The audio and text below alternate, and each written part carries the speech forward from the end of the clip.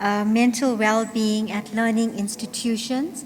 If Professor Mary Maluleka or Professor Solomon is in the audience, if you can please come forward, that would help us. And Dr. Memri Muturiki as well. If you could please come forward, there is a seat assigned to you. We just had a bit of a technical problem with the first two presentations. So we're just going to start this afternoon with Suzanne. So Suzanne is a registered counselor with experience working for community keepers within schools in South Africa to improve the psychosocial well-being of children and young people. She's a part-time psychology lecturer, and for her PhD, she aims to develop a cognitive behavior therapy-based parent-delivered psychoeducational intervention for children in grades 5 to 7. Thanks, Suzanne. So you just press this for next and you'll present. Good afternoon, everyone. So I'm here on behalf of a team of researchers from Stellenbosch University, the University of Bath, and then South African NGO Community Keepers, and we received funding for this body of research from the Wellcome Trust. Just also to say, Dr. Bronwyn Coetzee from Stellenbosch was the lead investigator. So at this conference, we all know that many children and young people in South Africa suffer from anxiety and depression. So therefore, intervening early really is an urgent public health objective. And how can we do that? We can do that by building resilience in the lives of children and young people. And seeing as though many children spend many of their time at schools, schools could be a place to implement universal or psychoeducational interventions. And what we mean by that is a intervention for everyone, not just for kids who already have mental health problems.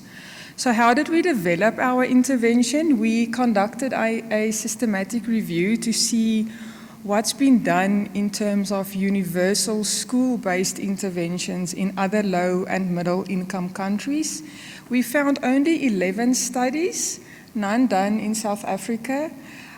All the interventions had some sort of manual for the facilitators, and they were mostly delivered by outside people, mental health care professionals, sometimes teachers, and generally parents weren't involved. We also interviewed a total of 66 children, their parents or caregivers, community keeper staff, and educators from 2 primary schools to ask them, do you think doing a program like this is worth it? And if so, what should we focus on? Who should deliver it?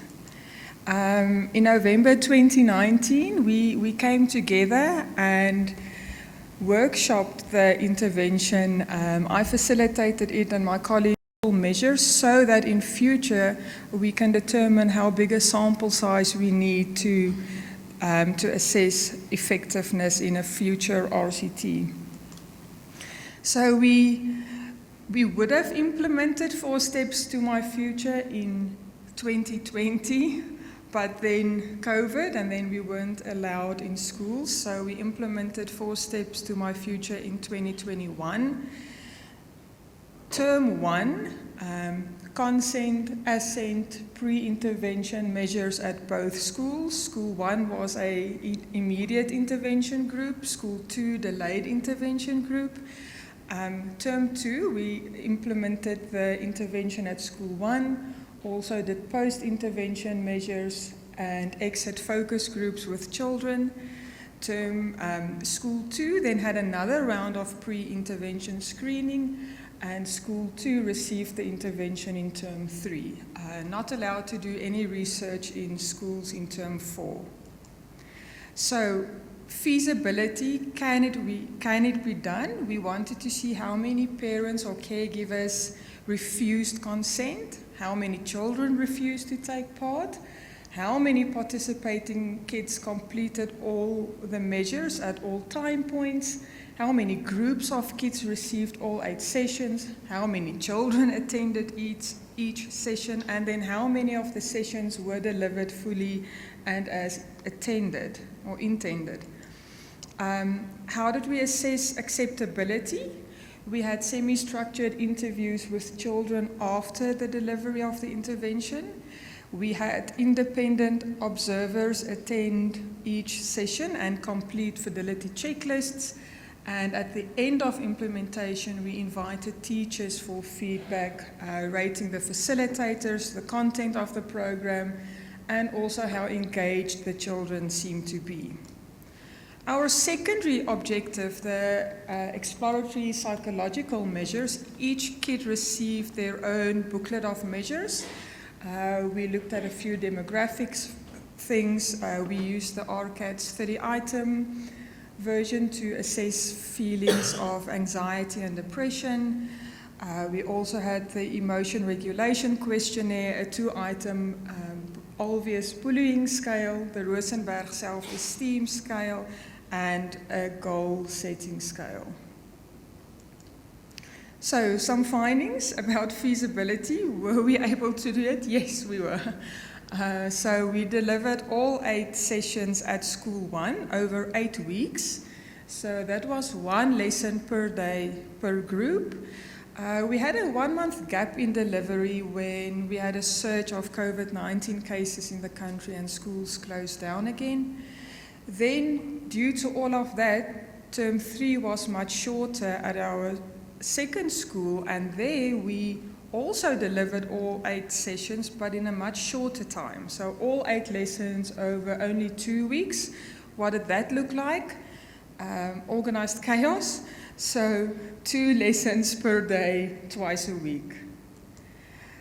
Some findings: the children at both schools were in grade 5, around 10.5 years of age, mostly male and Afrikaans.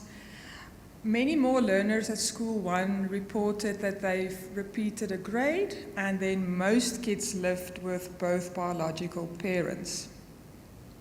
Feasibility: School 1 had 114 grade 5 kids, School 2 138. Only 2 parents refused or opted out at School 1.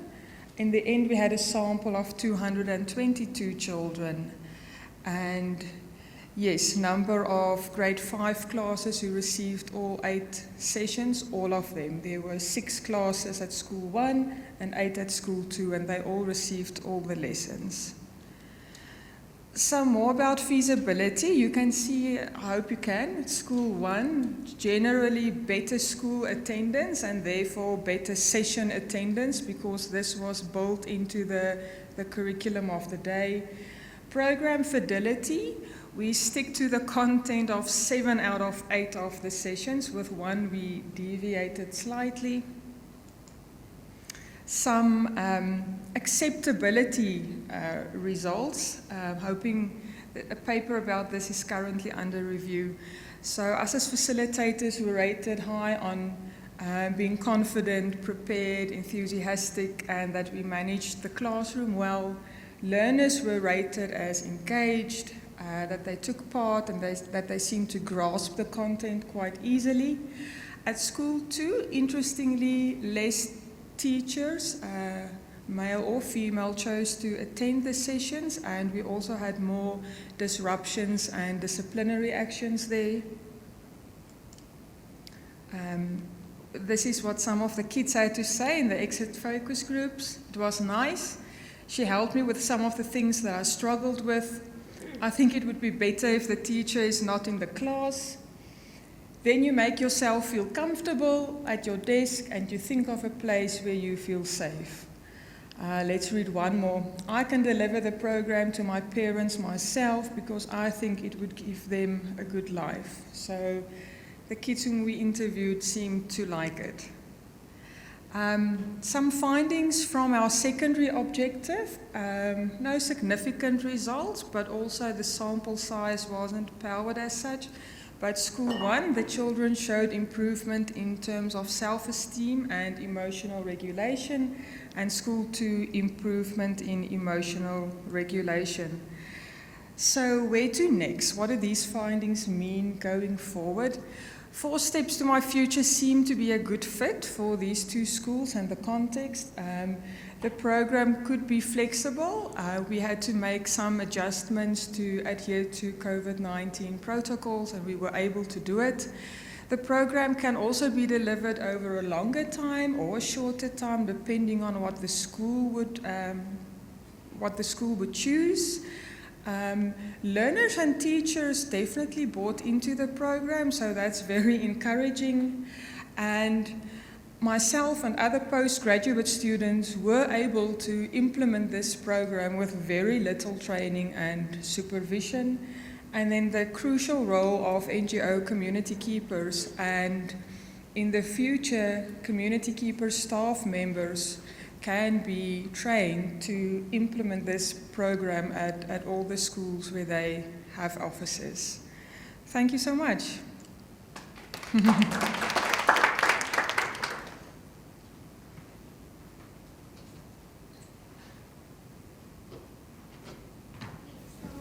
you, Suzanne. Just wondering if there's any questions for Suzanne at this point? Okay, so maybe I could just ask Suzanne, you mentioned that... Oh, sorry. Sorry, go ahead. Okay, maybe while Sima is getting there, what aspects of the intervention were adapted during COVID? Were you able to do things virtually instead of in person? The schools were open again, but we had a few pair tasks where we would have asked children to work together in pairs or small groups, and because we still had to keep the distance between kids, we moved to either whole group discussions in the whole class where you could raise your hand where you were sitting, or individual things. So we did away with the pair tasks or the small group tasks. Yeah. Yes. Good afternoon. 2 questions, one relating to the schools that you selected. Were those private or public schools? And then you're saying the class populations were mostly male and Afrikaans. So does that mean that culturally, racially, they were homogenous groups? And how might that then compare to a different setting? Thank you. 2 good questions. So both schools were public primary schools, and the reason why we chose them is because the NGO community keepers have offices there. So research has shown that if mental health researchers link with already established service providers, there's a better chance of success. So the schools, the principals already trust community keepers, and community keepers vouched for us. And also, should we, during the course of the implementation of the intervention, identify kids who maybe need individual therapy, we could refer them to community keepers who's at the school. So we had a place of pathway of referral. In terms of what the groups looked like, yes. So school 1, only Afrikaans. In terms of what the sample looked like, a lower socioeconomic class, so poorer kids, urban community, but definitely poorer community, so very much homogeneous. School 2, I mixed them up now. That was school 2, only Afrikaans, very much homogeneous in terms of ethnicity and so on. School 1 had English children as well, but other than that, ethnicity also the same, slightly higher income group, but in terms of cultural context, lots of similarities, and that's again where community keepers was so valuable, because they work in those schools, so they could help us make the stories and the characters and the examples that we use in the intervention context specific for those kids. Does that answer your questions? Okay. Thank you very much. Our next speaker for the afternoon is Dr. Yusuf Briat, who's a second-year psychiatry registrar at the University of Witwatersrand. He has a passion for mental health and psychiatry, and he has identified mental well-being in the workplace as a deficit in terms of research and implementation of change, and he seeks to inspire this change through innovation, education, and collaboration.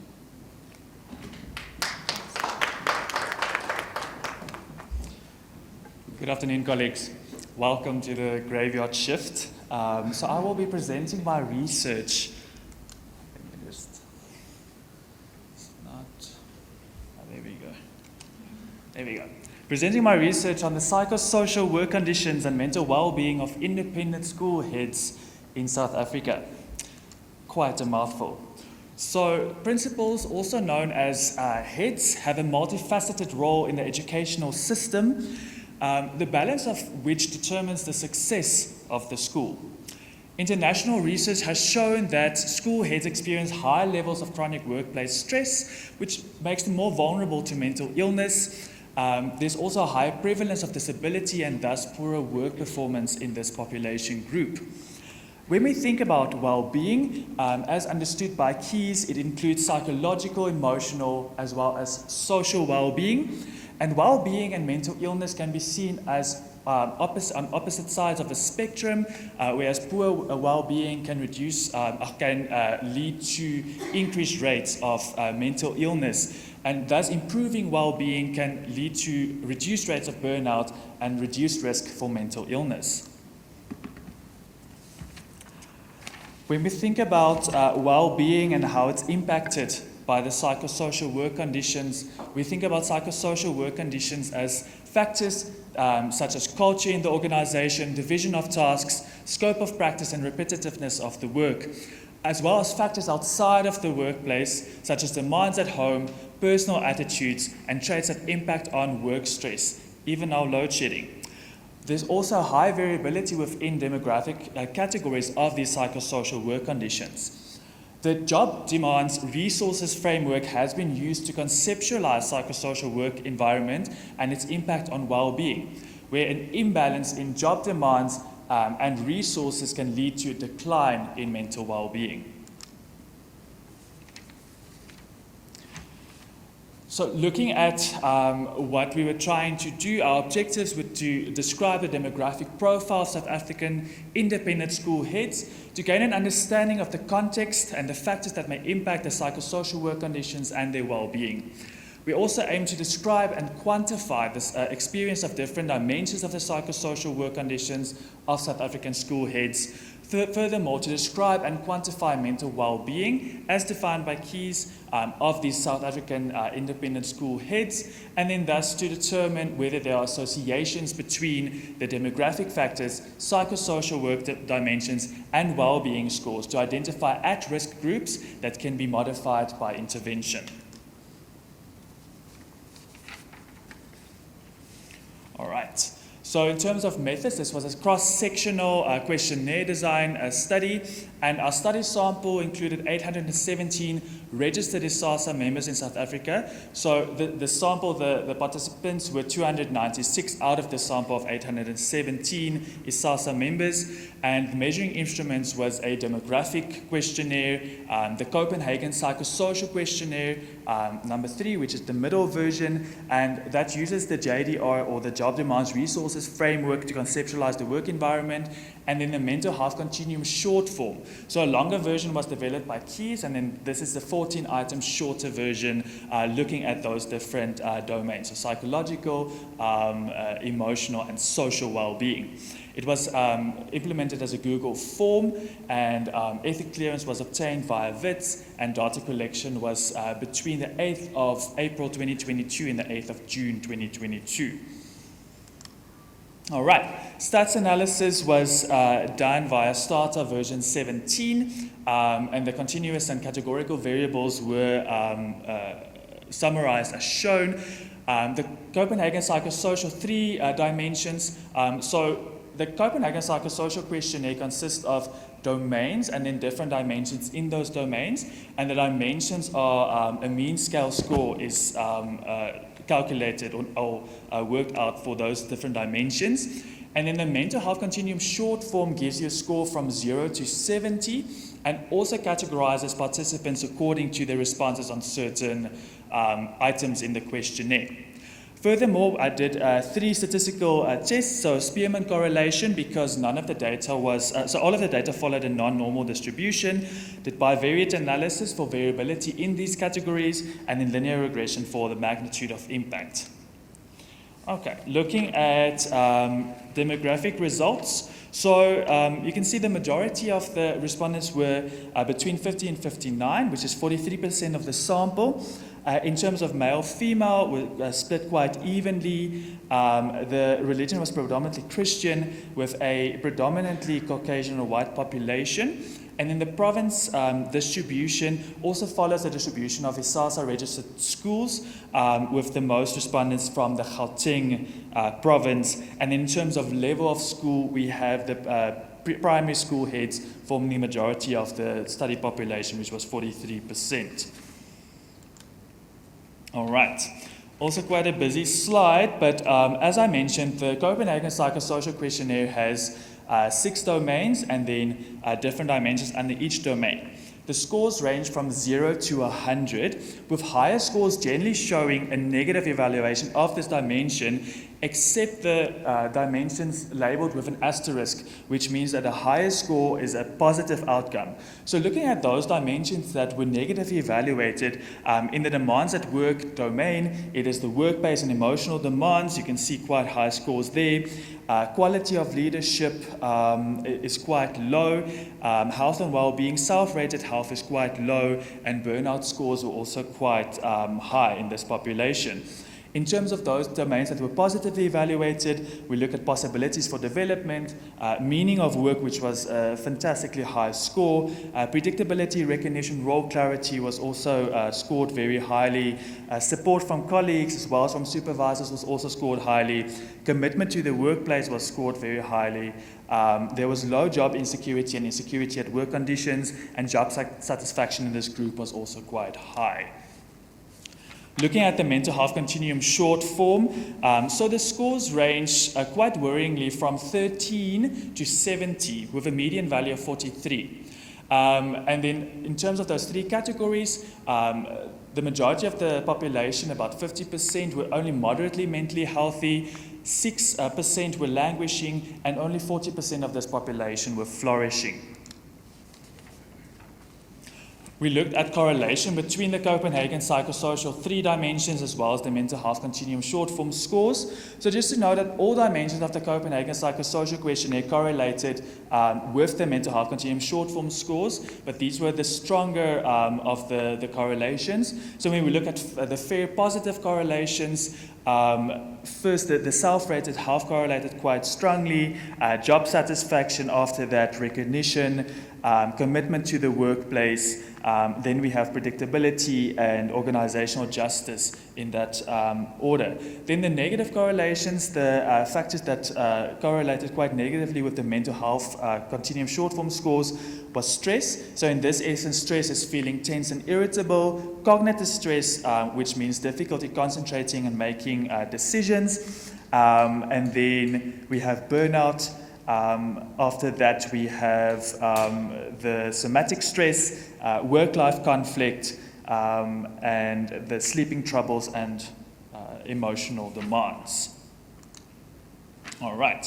Then we look at variability. So there was quite significant variability within the gender category for the mental health continuum short form scores, and it was a significant finding where male heads had a median score of 44 and female heads had a median score of 40.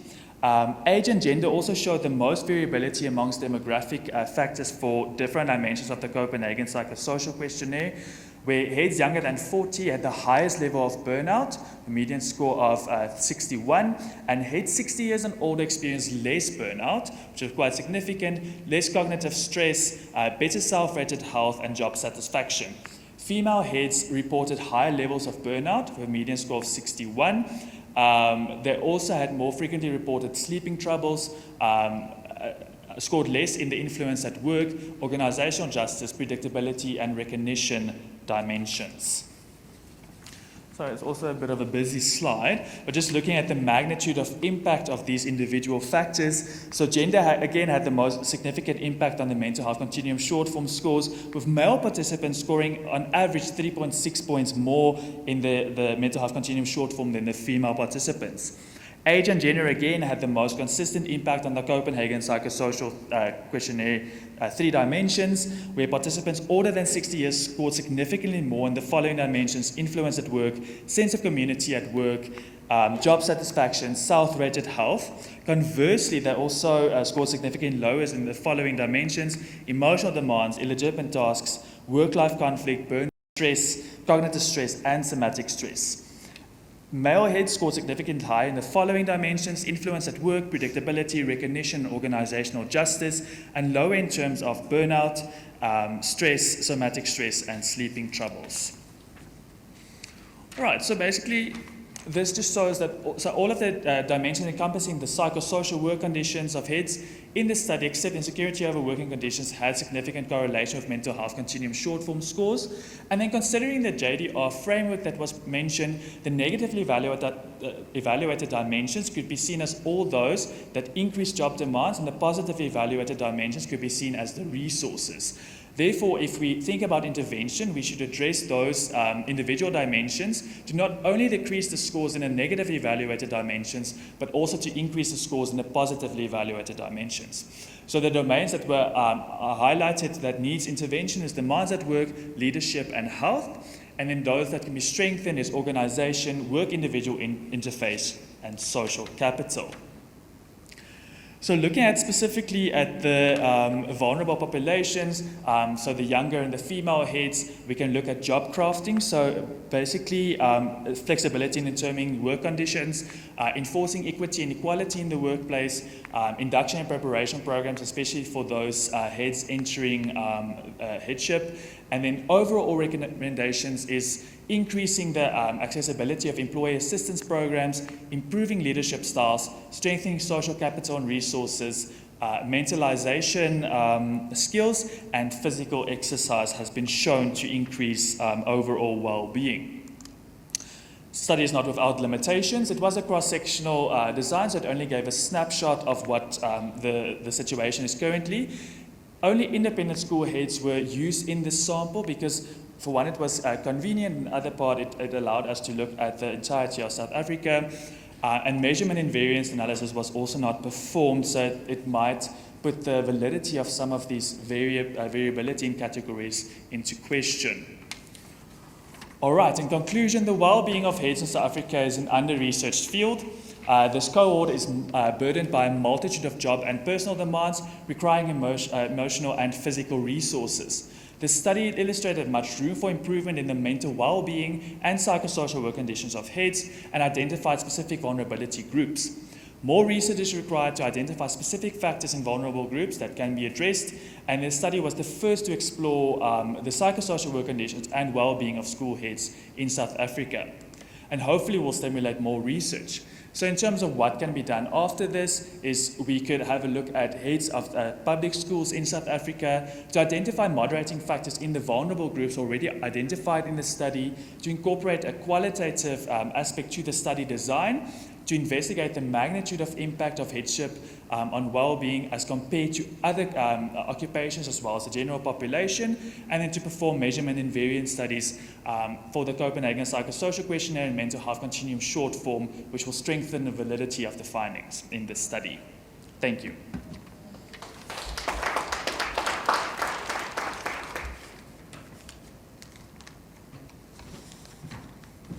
Thank you, Yusuf. Are there any questions at this point?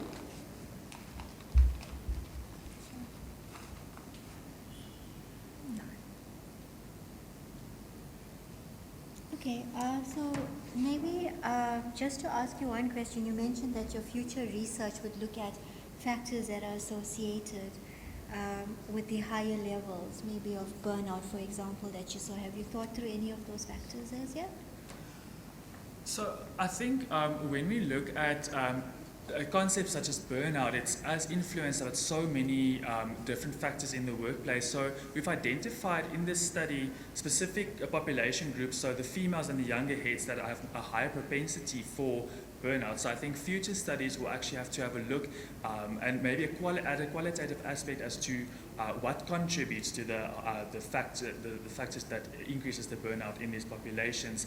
So in their personal life, because we've also identified in a psychosocial work environment what factors can lead to that. So organizational justice, recognition, role clarity, flexibility in task, emotional demands. So maybe having a specific look or a qualitative aspect into the research to see if there's any areas for intervention.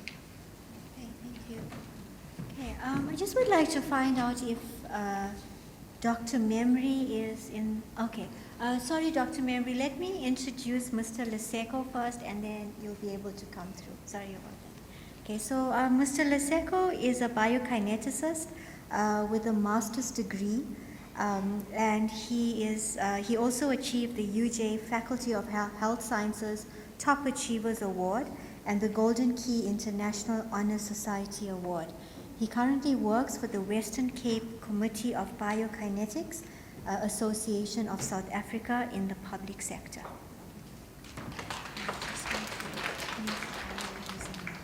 Any presentations?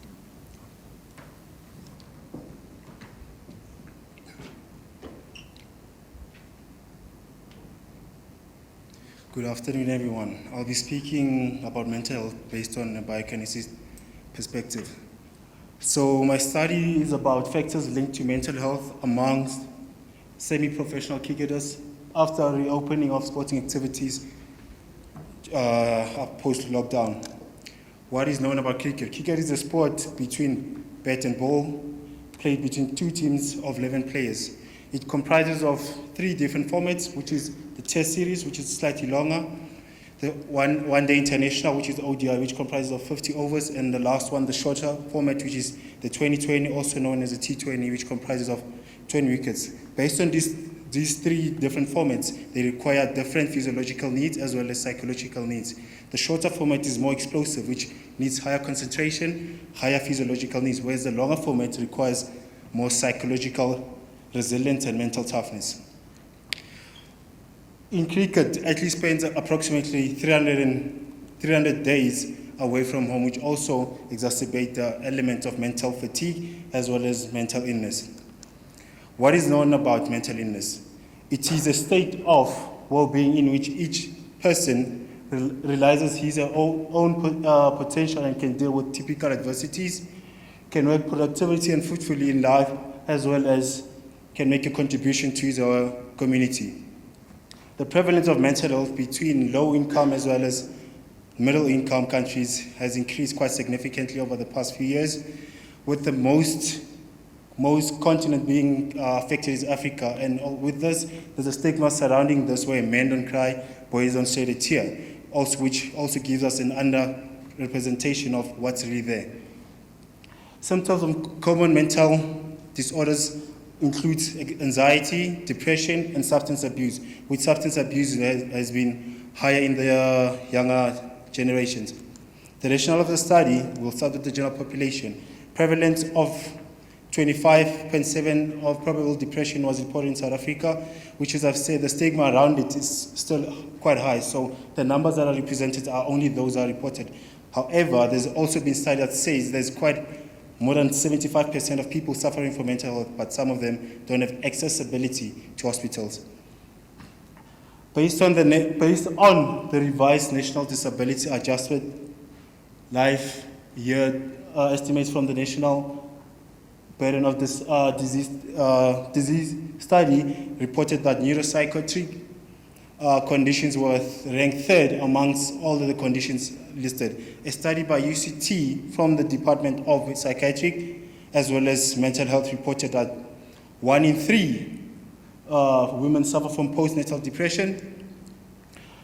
KZN had 41% pregnant women suffer from depression. Non-binary gender reported the lowest of people suffering from mental illness. Lastly, at least 44% of the 18 to 24-year-old suffered from mental health conditions. So based on this opinion, on the SONA that was released, they said only 5% is allocated to mental health and 75% receives those fundings. And in those fundings, public sectors always take the strain, where most of the people are provided by the private sector that caters for their services. So based on the athletic population, 38% of athletes had sleep disturbance, 37% had anxiety and depression, 26% suffered from alcohol abuse, 29% due to retirement, which also increased the prevalence of mental instability with the transition out of the sport. COVID-19 has also been a catalyst in increasing the prevalence of sport, where some people or some athletes see themselves as the sport. So the athletic identity is always stuck with them. So without any physical activity, then identity is lost. Hence, high anxiety, high depression, as well as substance abuse. In South Africa, knowledge about performance as well as mental health and how they coincide is still limited and still is started to be explored. And based on these findings, so there's no better screening that's tailored for athletes and how they feel. So with the protocols that are in place, it's only for physical aspects, where for mental aspect, once an athlete becomes injured, they also suffer from the psychological aspect, which is there's no screening tool for them to go back to the sport. A study done by Felbay reported that the transitioning out of sports resulted in an increase in prevalence of mental instability, where some athletes now opted for substance abuse because now the financial muscle they no longer have. Also, sponsorships they no longer pay due to them not playing the sports.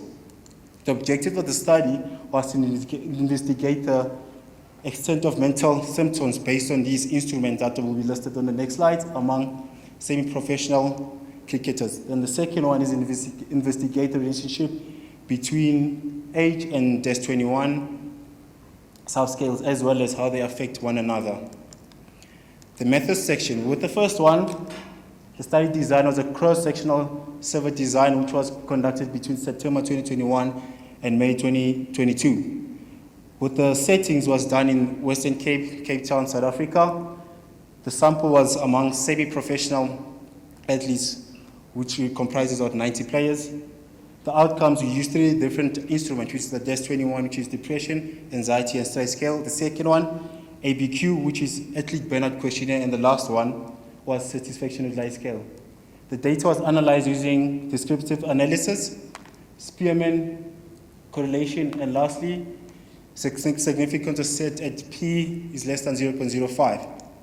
The questionnaires that were used were DES21, which comprises of depression, anxiety, and stress. The second one, which comprises of 3 items or subscales: physical and emotional exhaustion, the evaluation of sport practice, reduced sense of achievement.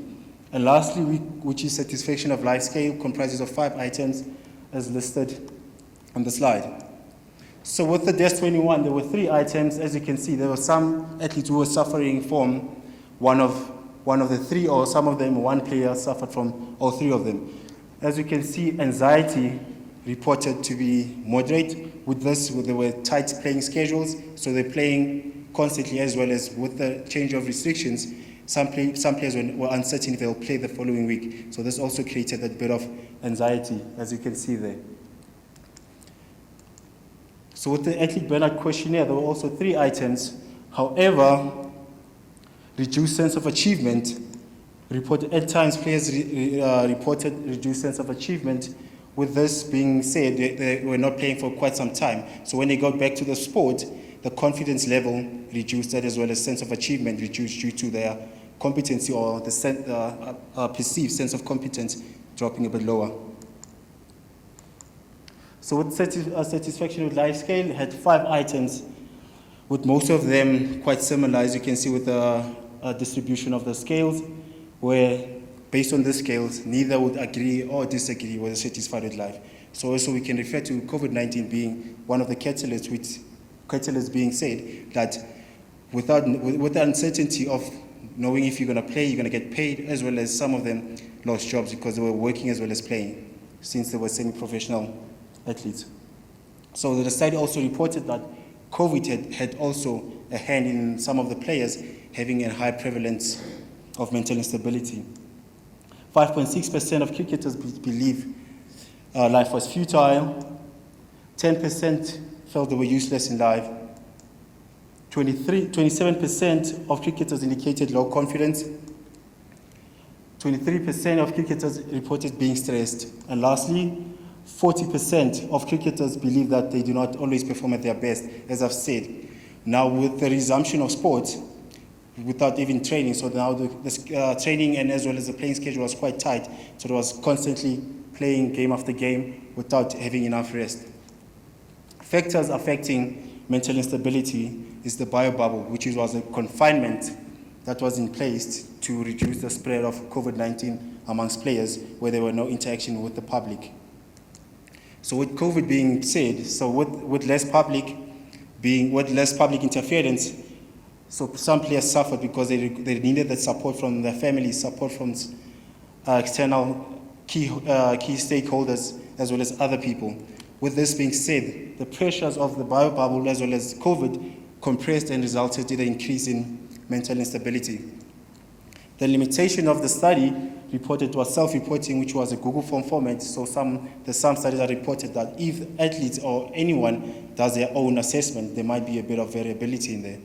Secondly, the study comprises of male participants, where there were a few teams that were participating of females, but however, there was quite a few where the playing schedule for males was quite open, where I was able to recruit slightly a bigger sample size. Thirdly, the selection bias. It was only males. Well, lastly, genderability of the results can be questioned as well. So with what makes a cricket player successful? With performance, there's always two segments. It's the fitness side, which is most physical aspect, which is training, eating, nutrition, and the fatigue side goes into the mental resilience, mental toughness. And with this, they have to be at a certain equilibrium where both of them have to be equal in order to increase your performance. Then based on this diagram, as you can see, if the training load is too high, performance drops. If the sleep is too low, performance drops as well. If nutrition as well is not taken into place, performance drops. And once these three components are lower, then there's a high increase in injury rate. Then lastly, once you're injured, you cannot play. Game time also goes down. So as you can see, mental aspect also plays a huge role in this, with the training load as well as a biokineticist, what they do. So with us, we manage the training load, whereas the psychologist, psychiatrists manage the psychological aspect. Now, with both sectors coming together, we're able to tell if a player is fit enough to continue after the resumption of sporting events, as well as if there's any injuries. In conclusion, these findings can, however, not be compared to pre-pandemic mental health profiling due to lack of baseline. So this is one of the studies that has been done post-COVID. So before COVID, there's never been a study that has been implemented. These results provide a snapshot of mental profiles during COVID. Then implementing mental health, wellness, and removing of stigmatization inside the sport will also improve in more reporting as well as more studies done to better provide screening tools tailored for athletes. Then incorporating mental health monitoring into the existing system of Cricket SA would improve players' well-being holistically. So you're looking at the player from the inside and outside. So at the moment, most of the players are only focused on the physical component, where the mental side takes strain as well and performance drops. Then they'll be like, he's not performing. Whereas if you assess his mental capabilities or mental resilience, he might be a bit on the lower side. So as this saying, this quote from Odegan, mental health, like physical health, it's a resource that helps people operate, manage stress, perform, and accomplish their goals. So as you can see, based on this saying, by combining physical activity as well as mental aspects, making it one system, the longevity of a cricketer or the longevity of an athlete will be slightly longer, probably 20 or 30 years. So let's try and avoid looking at solely the physical aspect and also focusing on the mental aspect of our player. Thank you.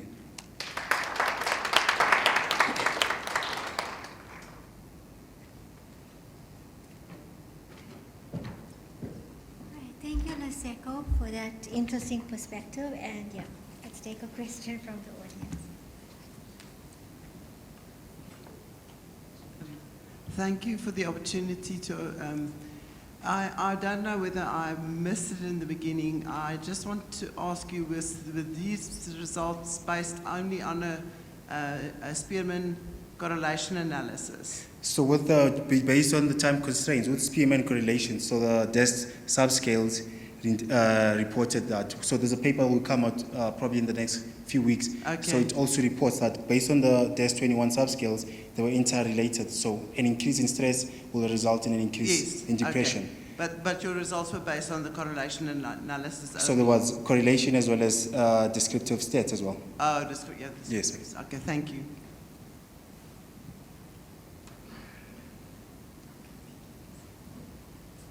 Oh, sorry, go ahead, Susan. When the participants completed the form, were they playing cricket again or not yet? So luckily during the questionnaire time, that's the time there was resumption of sport. So they were still playing, so hence you could see some of the results had high anxiety. So with that were tight playing schedule and also uncertainty if they'll play again, because at the time the restriction levels were like level 4, level 5. You can play, you cannot play, gyms are closed. So with that also one of the catalysts that anxiety as well as a reduced sense of achievement was quite slightly higher side. Right, thank you very much. Okay, let's take one last question. By COVID. Thank you very much, Laseko. Before I introduce Dr. Memri, can I just find out if Prof. Mary is in the audience? Okay, and Prof. Solomon? No. Okay. So let me just introduce Dr. Mary. Dr. Mary is the Director of Student Wellness Service at the University of Cape Town, who's responsible for student health and counseling services.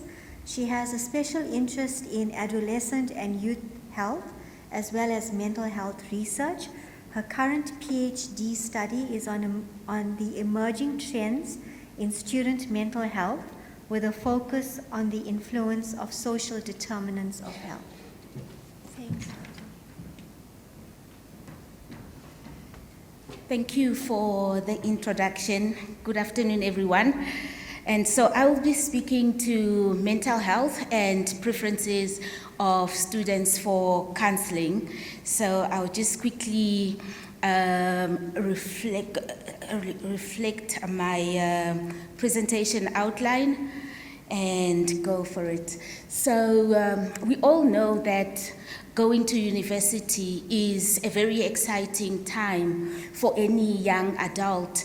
It's a time of newfound independence and discovery. However, it brings along with it a whole range of responsibility. For example, managing one's own time, dealing with peer pressure, and of course, experimenting with new relationships. So when we speak about mental health, we refer to the state of well-being which enables students to cope with daily stresses of their life and also to focus on their academic routine. To date, the biggest study on student mental health has been conducted by the World Health Organization in a series of surveys through the World Health Mental Health Surveys, where data was collected in 19 universities and colleges around 8 countries. And in some of that data, the WHO estimated that mental illness in young adults is between 20 to 25% the prevalence. And that prevalence has been pushed slightly towards 30% by the trajectory of the COVID-19 pandemic. Locally, the Medical Research Council has conducted a similar study where data was collected in 17 universities in South Africa, and some of the findings were that the prevalence for major depressive disorders was 15%. And despite some of these findings and data availability, it is still limited for South African universities on mental disorders and also preferences regarding counseling. So the aim of our study was really to assess the mental well-being of students at the University of Cape Town and to establish the preferences for counseling options. So we conducted the study as a quantitative cross-sectional study, which was self-administered, and data was collected over a period of 3 months in 2021. The survey was open to all students, postgraduate and undergraduate students, and the content of the survey was a set of demographic questions, and we used the available already existing tools, PHQ-9 for depressive disorder, general anxiety disorder questions, and also the Audit-C for alcohol use disorders, and additionally, we added the questions for the preferred method of accessing treatment. So just some key characteristics of our respondents. So the survey was responded by 850 students. Of these, 87% were aged 18 to 25 and 79 being undergraduate students. 68% were female, with only 21% being male, and 48% were Black African, while 27% were white students. So we looked at emotional well-being. 41% of the students reported strong concerns about their emotional well-being, having experienced problems within the previous 12 months, and nearly 30% had moderate concerns on their well-being, and only 4% indicated that they had no concerns. Then we looked at depressive disorders, and 47% displayed symptoms associated with major depressive disorder, and nearly 29% displayed severe depressive symptoms. Then we moved on to look at the severity of anxiety, the risk of alcoholism, and the impact of emotion. 35% reported severe levels of anxiety, and 89% reported low risk of developing alcoholism. And significantly, 45% of the students indicated that their emotions had impact on their coursework. So then we moved on to look at the options, and we started off with looking at the online counseling.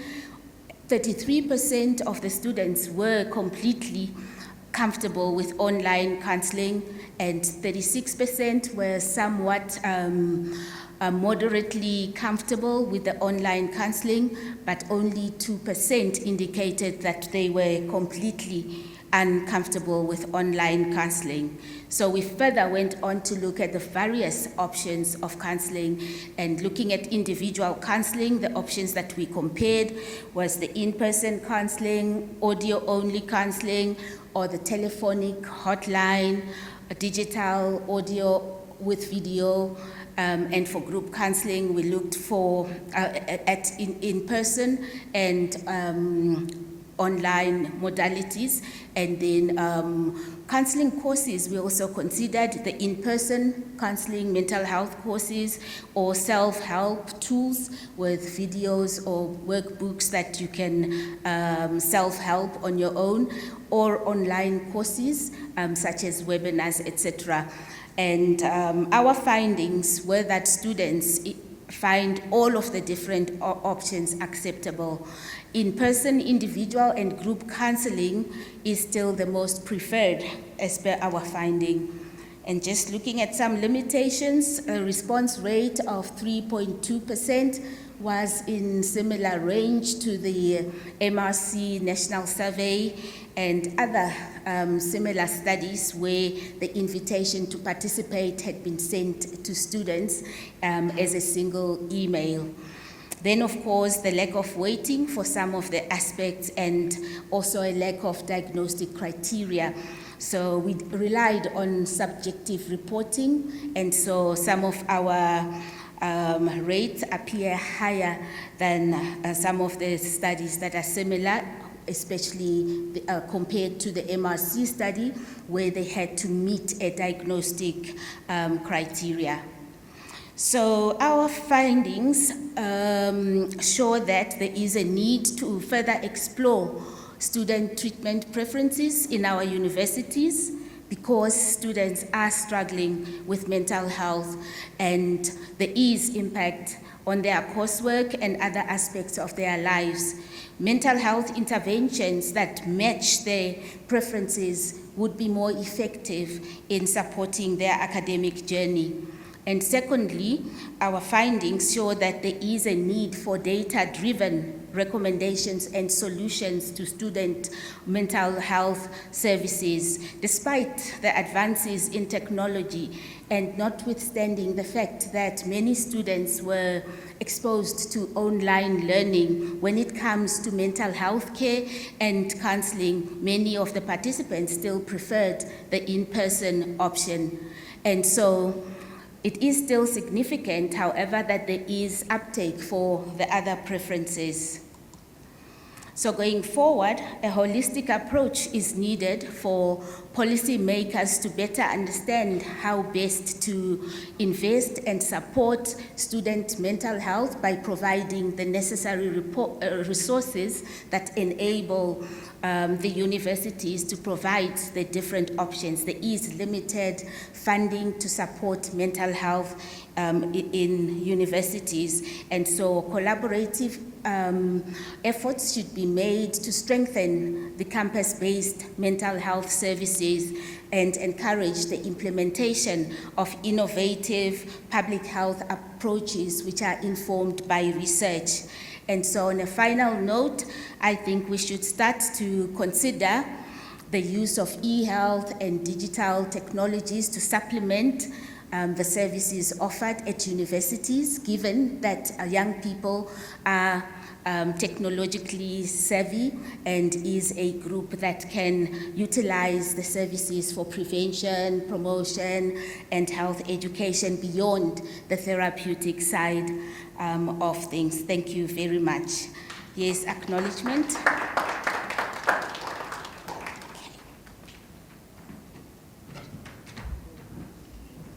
Thank you, Dr. Memory. Are there any questions for?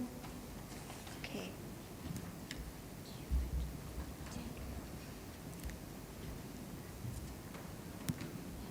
Thank you. I mean, just to check quickly, so were you looking at counseling options strictly within universities or also, outside? Maybe I missed that. We were looking at the preferences for UCT students in the study.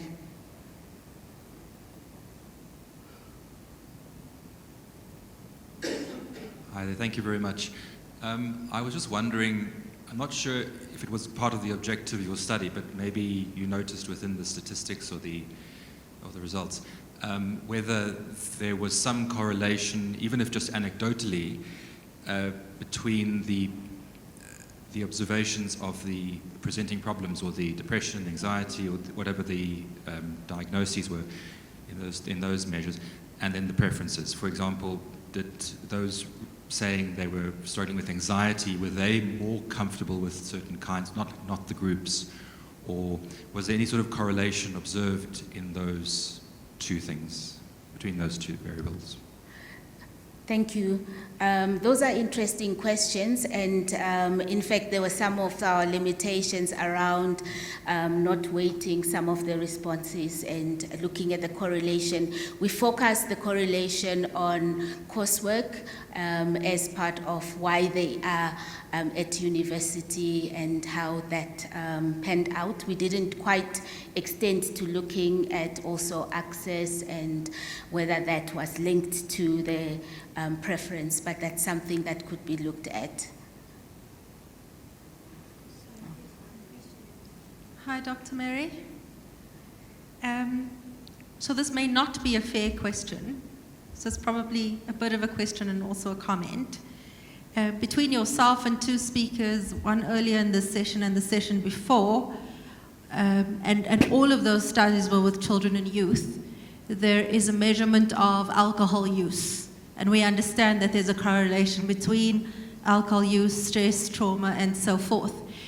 But with this younger generation using other means of numbing that is more readily available to them, cell phones, digital stuff, Netflix, so in your environment and maybe in your thinking, are you looking at assessing how more readily available numbing things, sorry, my brain is dead, it's late. Numbing things are available to young people, because alcohol is maybe an old school measurement that we need to have there, but what else are we thinking about that they have access to? Thank you. Someone looks like they would like to answer, or is it a question? Lesotho. Okay. I will, no, I just saw him jump up as soon as she was done speaking. Yes, thank you for raising that. So we are still quite interested in alcohol on our campuses because it is still the most abused substance by most of the students, and there is quite it seems a lack of knowledge among students in terms of what is used and what is a little bit above that, and so we tend to look at the trends. But you are also correct that there are other that could be looked at, and our study didn't really focus on that. We did observe from a clinical perspective the trend decreased during COVID when alcohol, for example, was less accessible, and students also were not on campuses because if they are at home with families, there is also a change in the type of habits, and so we are still keen in what that looks like post-pandemic, comparing to what the alcohol levels and usage were before the pandemic. I'm really sorry to cut the discussion, but Dr. Memory will be around after the presentation, after the meeting, and maybe the additional questions if you can pose it to her. We just would like to give Prof. Mary a chance to do a presentation. Thank you, Dr. Memory. So Prof. Mary is an associate professor in the Department of Advanced Nursing at the Faculty of Health Sciences at the University of Venda. Her focus is on mental health promotion, and community engagement. Currently, she's working on several research articles and other projects that grapple with mental health promotion and its connections to larger societal struggles. Thanks. Is your presentation will come up, and you just have to use that arrow to move to the next slide. Thank you. Thank you so much for the wonderful introduction. And I know it is very challenging to almost be the last presenter, because people's energy, in as much as people are trying to wake up, taking coffee, is going down. It's almost 5 p.m. I'll try to be short as much as I can. So you can see the topic. I won't even go through it.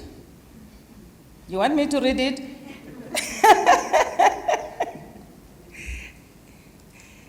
Okay, I will start here. We all wish and aspire that our children, our relatives, when they go to varsity, they must get a very great education. I think I'm right. But the reality is, there is this overall experience, not from classroom, but outside the classroom. As you can see the pictures, the other one, got the reality, you will see someone is writing there to say, no, what, and then the police officer is there to take that person out. The others, I think we are familiar with these pics. They were on social media, and they are still on social media. And these pictures are from the varsities. The problem is, this study was conducted in one of the universities upon realizing that despite all effective intervention measures that are there, the charter, the students' counseling unit, you name them. But when it comes to the throughput rate, half of the intake, they graduate on time. The rest, they did not. It's either they failed, they remained at second level, or at third level. So the researchers realized, Kuri, they need to understand the non-academic triggers to their mental health. But they are very much aware that there could be other factors leading them not to complete on time. But for this study, they focused on the mental health issues. So now, the question that was asked in the gray area, it was, what are the experiences of the undergraduate students regarding this varsity outside room life on their mental health? Therefore, they used the qualitative approach and the narrative descriptive design, wherein students were allowed to write the narratives regarding the outside classroom experience. What is happening outside the classroom, but on campus, not at home, but on campus. And then the population consisted of the third levels and the fourth levels, because the researchers believed that these ones accumulated enough experience to can tell a story. And then if you were to be in this project, you ought to have failed a module somehow, because the target was on those who failed the module and they did not graduate on time. So the sample consisted of 48 of them, including the third years and the fourth years. So now, the data was collected in this fashion. They were given a piece of paper which has got the name, gender, then they were supposed to write the name, age, gender, level of study, and number of modules failed. The second line, it was a plain to say, write, narrate your experiences outside the classroom that you think affected your mental health. So now here are the findings for these results, the demographic,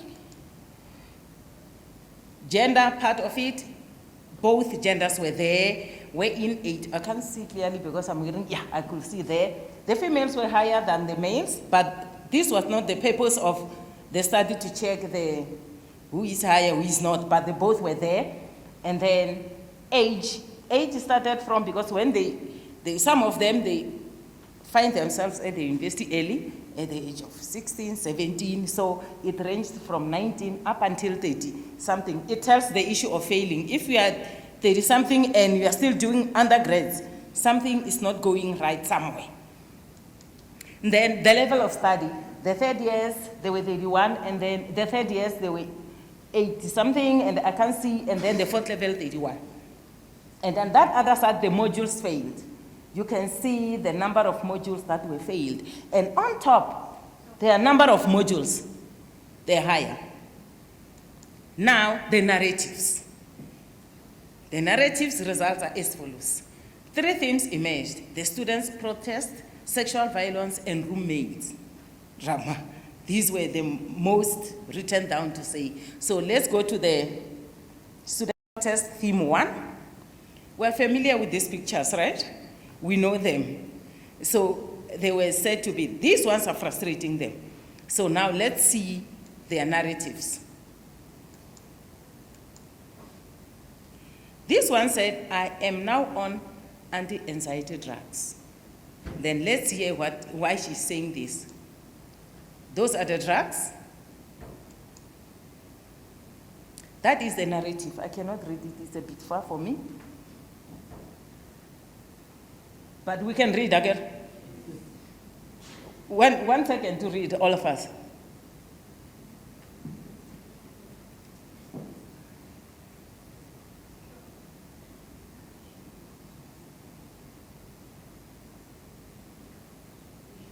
Are we done?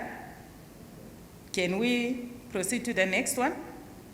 Okay, so let's go to the next explanation. The other one said, I suffered acute PTSD.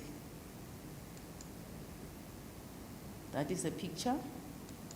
This is the narrative. 1 second, 3 seconds to read, please.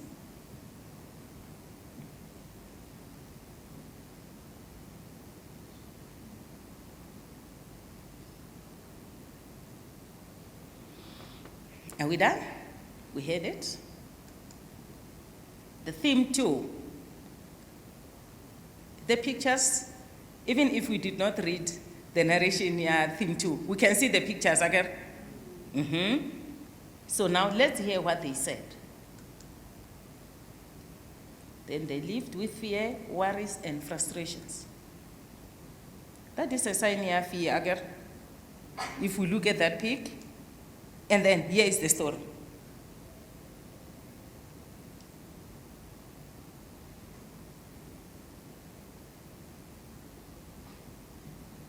Listen carefully, Akago. My worry is that even if you report rape, you'll end up with the police cross-examining you. That adds more frustration than you are. In other words, you are the one who is in trouble because always the police are after you, not the perpetrator. Let's see the picture, you see? Always when the police would come to campus looking for you, the victim, not the perpetrator. That is what they said. Another one, the rape victim felt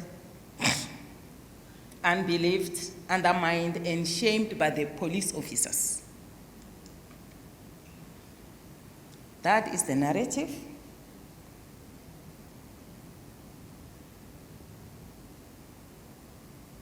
The police officer was very rude and changing my words.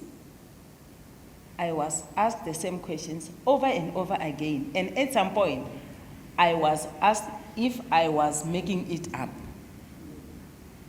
Then you can finish reading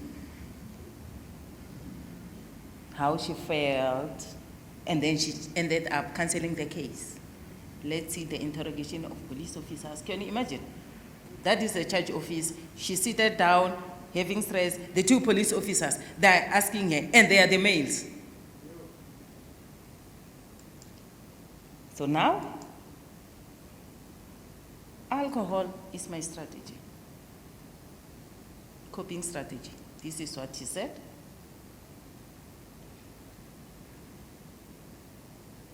After being raped, I used to receive lots of SMSs instructing me to cancel the case, or else campus will be hot for me.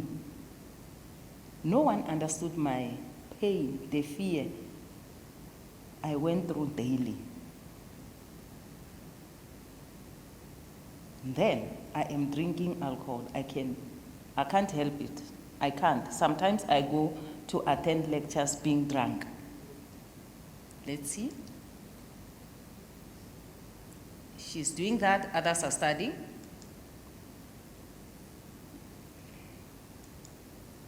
Theme 3, roommate. We can see those roommates. Now, let's hear the story of your roommate. My roommate turned me into a mental health care user. Let's see what happened.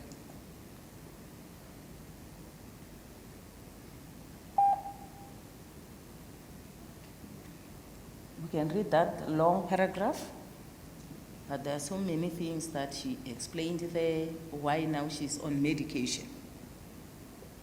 5 minutes left. There is the roommate who died through medication, and then there she is. Another roommate from hell.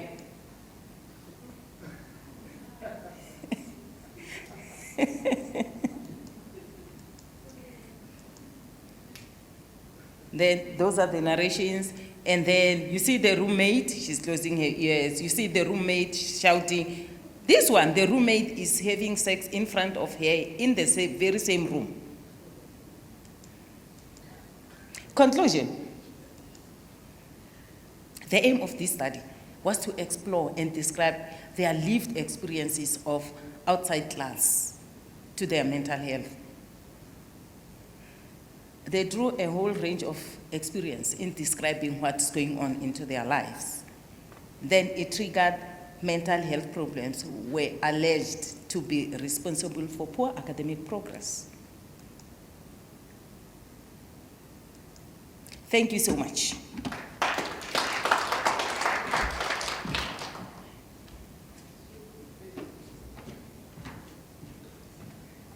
so much, Prof. Are there any questions, Rieta?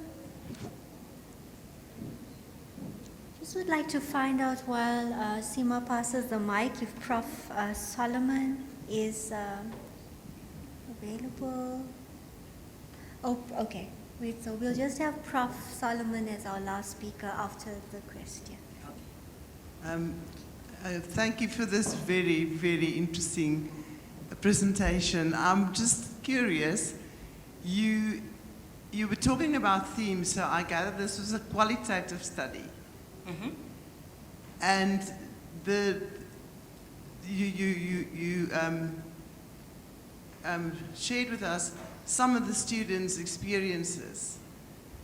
Did all of them had those experiences? How many were they? How many did you interview? How many students? Okay, there were 48. Okay. Second and third levels of a particular qualification. Okay. Yes. And then all of them had experiences like this, or just some of them? Some of them. They had different experiences. Otherwise, the slide was going to be too much. For example, sexual violence, they talked about the lecturers who Okay. are, yes. Yes. Now, I was interested to, they must have had some problems, the others as well. But yeah, that was very interesting. I hope you had more time to tell us more. Thank you very Yes. much. Okay, thanks.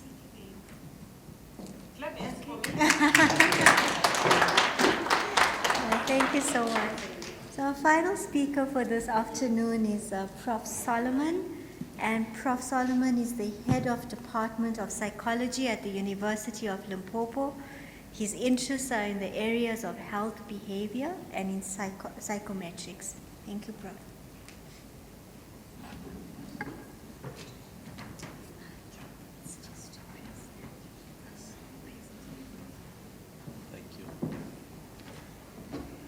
Good afternoon. The topic is reflected there. I hope you have seen it. Focus being on self-protective behaviors during COVID. I will take it that we will not dwell on the history. We basically have a general idea, most of us, about it. We just put it there for formality. We also will appreciate the fact that there is still no clear cure for COVID-19. Whatever is there is experimental most of the time.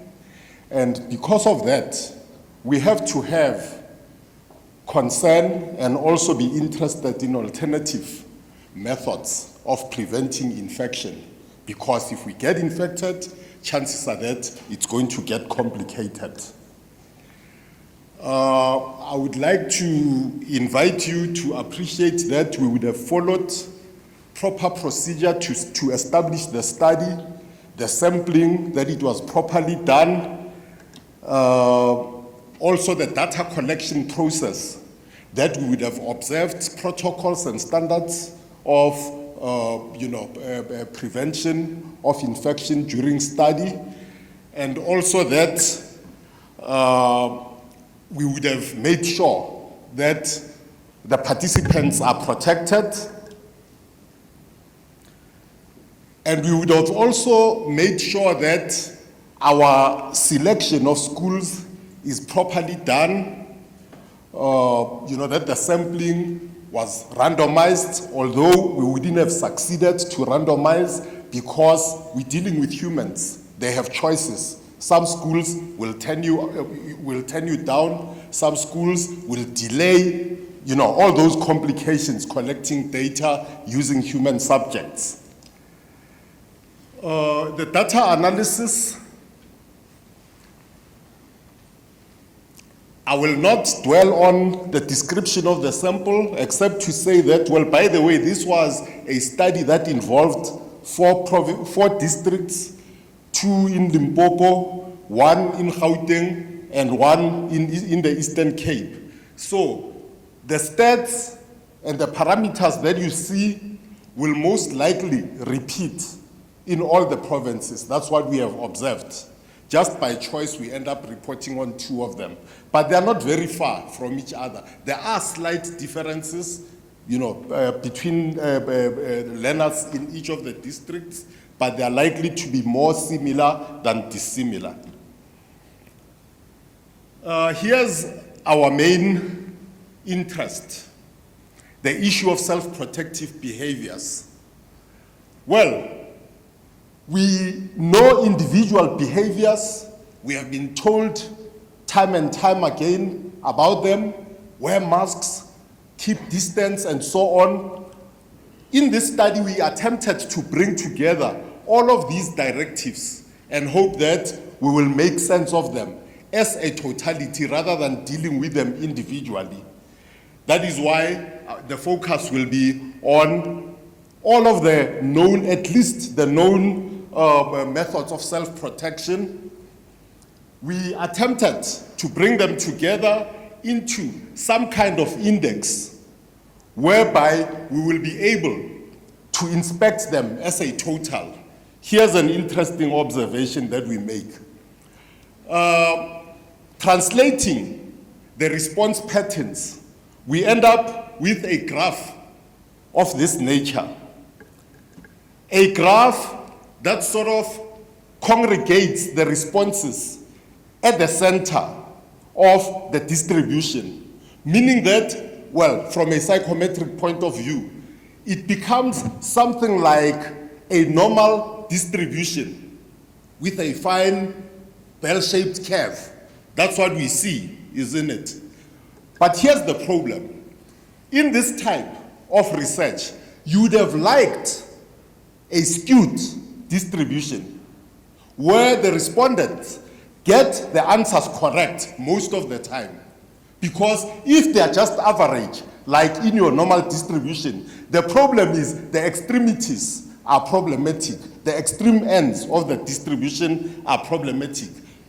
That's our main report, to say that out of this 550 plus respondents, this is what we get. Nearly 72% of them scoring in the central tertile, meaning that there's many of them who can't get, let me do it different. Meaning that the majority of them do get average, totals, and many of them will not know many of the items, and very few will get most of them right, just like very few will get most of them wrong. Remains a problem because there's a number of these protective behaviors that the learners don't get right. When we look at the individual analysis, I will just skip to the table and hope that it projects well. You will notice that, well, we've used about 12 items. Those are the items that we've used. Those that have an asterisk next to them, it's those that would need to be reverse scored for a simple reason. They are actually based on common myths about self-protection or common behaviors that we observe, or alternatively, misguided knowledge about self-protection. Those are the items that we reverse scored. So what you see there, it's actually responses that are supposed to be correct, or respondents who are supposed to have gotten the item right. So if you see a low percentage, it means that it is fewer individuals getting the item right. So we have a problem. About 7 of these items are difficult for the learners. And by the way, that the standard was that self-protection is effective when you observe these standards, right? If you wear a mask, you are safe. If you wash your hands, you are safe. Now, if you remember to wash your hands and you don't wear a mask, it doesn't help. So if we have a number of these self-protective behaviors being problematic for the learners, it means they were always at risk. That's the message that we put across. I don't want to keep you long here. Let me just give one of the results that we got. Prediction. Why would we use a totality of these self-protective behaviors, probably because we want to predict certain behaviors, we want to predict certain reactions. Knowledge, can it help in terms of fear? Well, we also measured COVID fear, and it turns out that it is possible to predict COVID fear on the basis of knowledge, right? Makes sense. If you are afraid, you probably, in terms of beliefs for self-protection, you probably will be more encouraged to act right out of fear of the consequences of acting wrong. And then, in terms of vaccination, surprisingly, also, knowledge seems, at least to the type of question that we asked, seems to assist in terms of getting an individual to appreciate that the presence of vaccines, effective vaccines, may actually be positive, and an individual may be encouraged to take the vaccine. Depends on the level of knowledge that the individual has. Well, in conclusion, I would like to conclude this way. Most of the behaviors seem to be behaviors that are directed to an individual. They are individual-based reactions. Is it helpful to target individual behavior so that we expect an individual to act responsibly? Maybe it is complicated. The fact that many of these learners are unable to act correct all the time means that there probably are other factors beyond knowledge itself that will encourage self-protection. Where will these come from? Our recommendation is that maybe in future we should also try to move away from preventing infection by focusing on individual behavior and rather focus on system-based factors. If you don't have water at home, why would you be inspired to be washing your hands all the time? If you have a problem with getting a mask, maybe because you don't have sufficient money to buy a mask, and you end up repeating the mask and it ends up getting damaged, but you are encouraged to wear a mask. It doesn't help because the mask that you are wearing is damaged and you are inspired to wear it, but it doesn't help you. We probably might have to focus on system-based factors of self-protection rather than expect individuals to be inspired as individuals to engage in behavior that they themselves have control of and they are unable to control their environments. Thank you.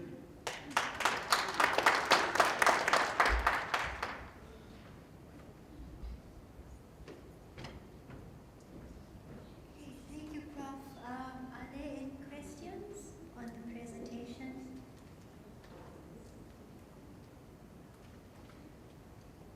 Okay, thank you so much. And thank you, everyone. Thank you to all our speakers. It was a very interesting session. And thank you to all of you that stayed to attend the last presentation.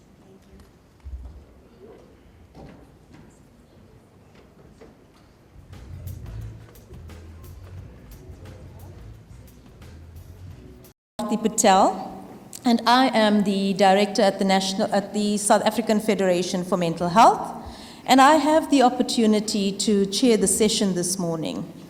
So I do understand that people were attending a lot of sessions yesterday morning and during the day.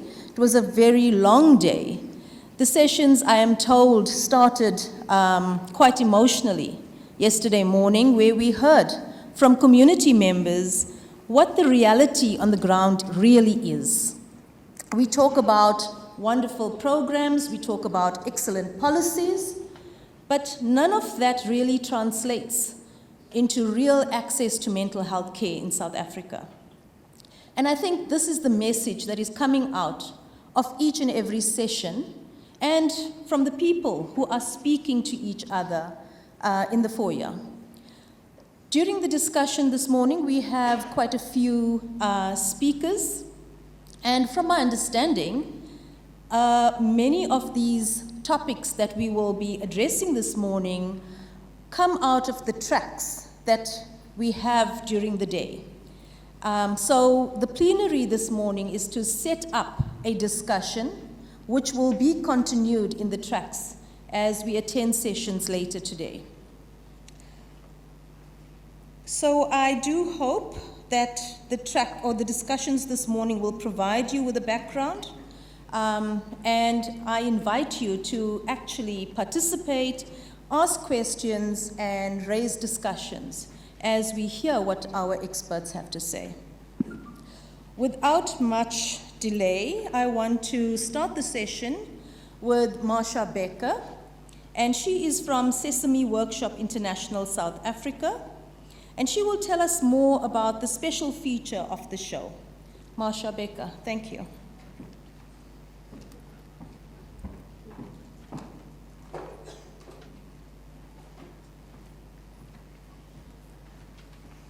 Morning, everyone. Thank you, Barty, for the lovely introduction.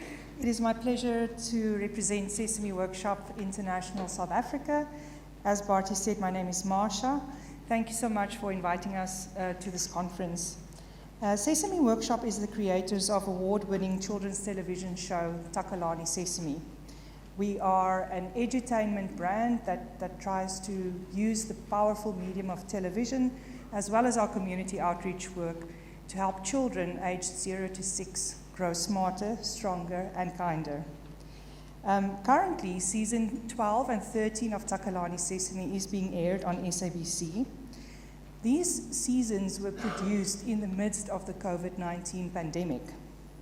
As we all know, COVID took all of us by surprise, and we quickly realized that as an edutainment brand, what we need to do is to develop content that will help children deal with big feelings.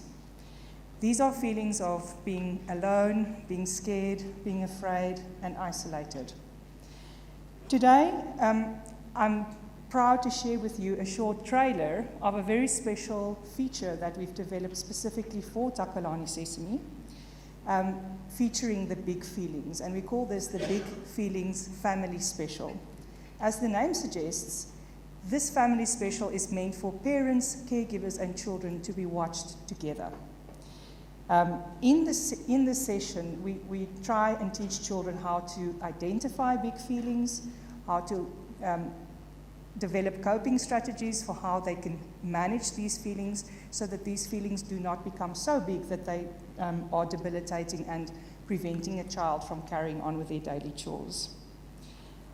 We are very excited that during this production we had a fantastic opportunity to collaborate with our very own national soccer team, the Banyana Banyana female soccer team, as well as their coach, famous comedian David Cow, as well as our furry Muppet friends. Somebody's taking a screenshot. The Big Feelings Family Special will air on Saturday, the 20th of May at 5:30 p.m. in the afternoon. We're excited about this slot because we hope that families will then be calm, chilling at home, relaxing, and being able to tune in and watch the show together. I invite you to sit back and watch the very short trailer, and when it's done, I'll say 2 more words. If the trailer can please be played. Thank you. The Takalani Sesame crew is on a mission. Join reporter Elmo, reporter Zuzu, and reporter Zikwe as they find out how South Africans of all ages cope with their big feelings. Do you ever have big feelings? Yes, I have. It was an excitement. When I feel anxious, I call a friend or just listen to music. Big feelings, that's something I've experienced recently, and it was out of anger for someone I actually cared about. How do you help your children with big feelings? We sit down and we discuss whatever feeling they are feeling, and then we come up with ideas to deal with those feelings, Almo. It is so important for families to talk about big feelings. And our furry friends are joined by some special friends to help. Comedian David Cow. Banyana Banyana coach Desiree Ellis. So let's go out there and do it. And Banyana Banyana players Bambanani and Bale. And Adilia Dlamini. When you're about to do something that's really important to you, you get that big feeling. To you and me. To you and me. The whole family can tune into the Takalani Sesame. Special. as we share and learn more about big feelings. Watch the Big Feeling Show on SABC 1 on the 20th of May at 5:30. Big feelings are okay. Thank you.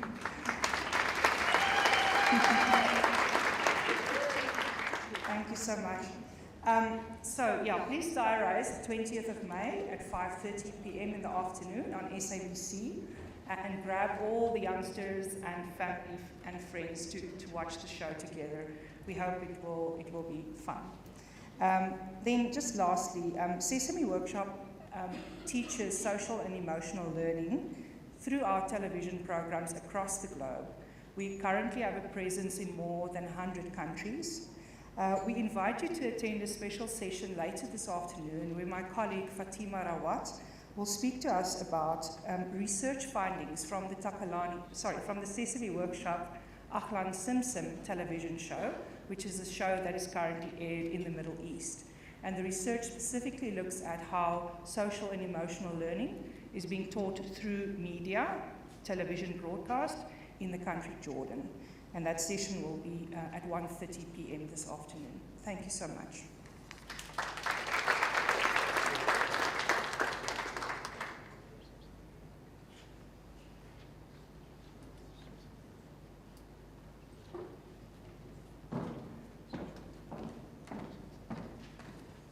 Thank you, Marsha. I think that was a great start to a morning session. Light, very entertaining. And I was talking to Marsha earlier this morning and telling her my children actually grew up with Takalani Sesame.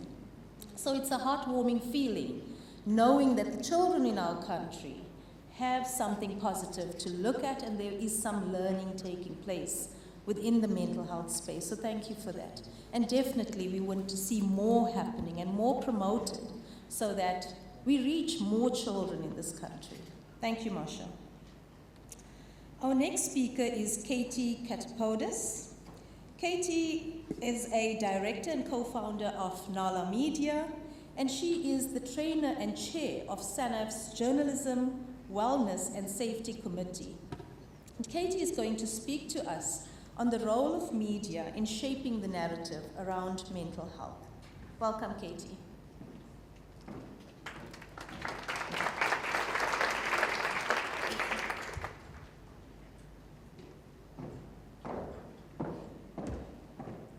Thank you, Barty. Good morning, everybody.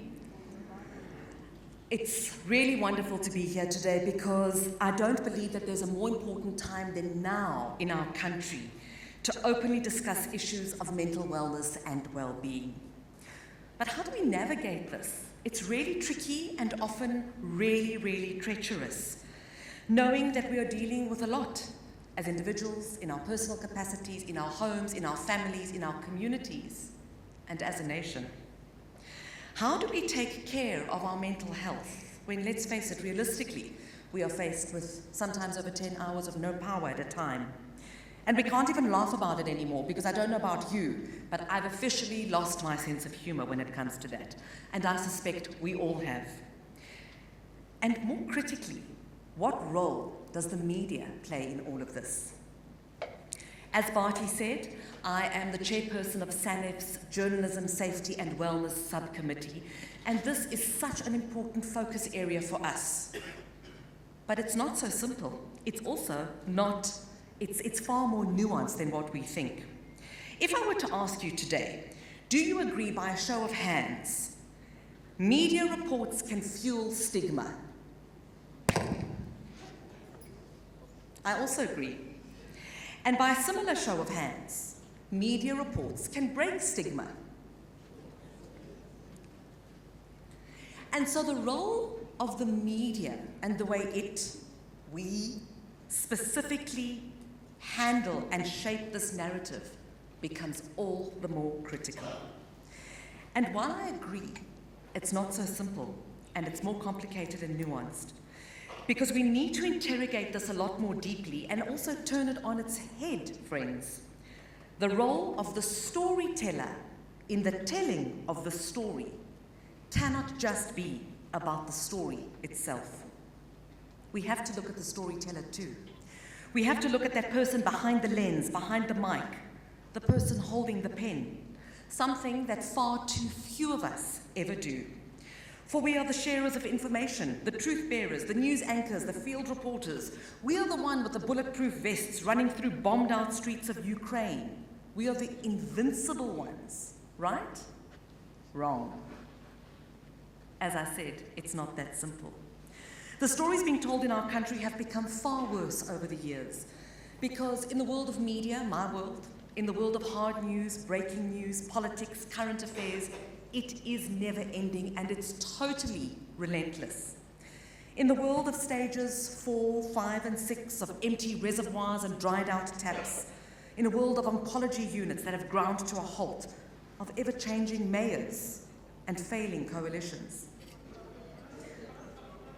In a world where COVID threw us and then destroyed homes and livelihoods, where masks and sanitizers became the order of the day, in that world we were fearful and gutted.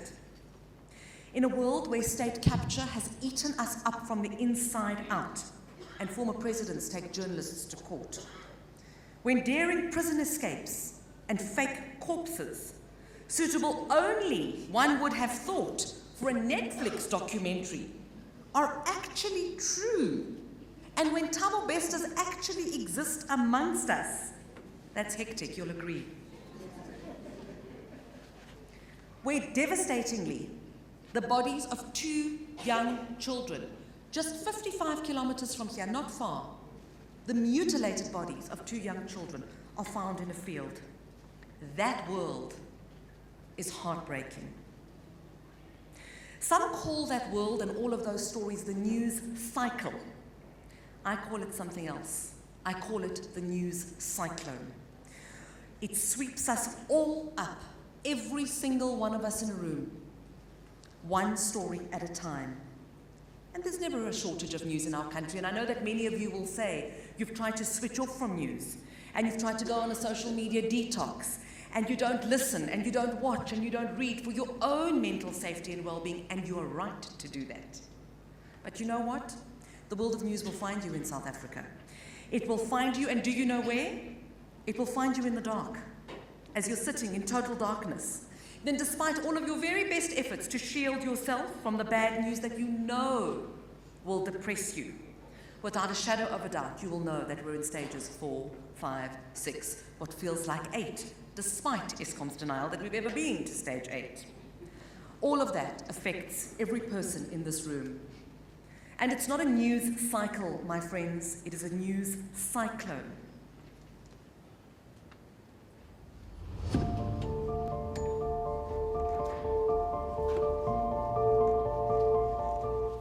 The death toll from the gas tank explosion in Boksburg on Gauteng's East Rand now stands at 18, following the deaths of 3 more victims. Daring prison escape undetected for nearly a year, and a story that's now grabbed the attention of many parts of South Africa.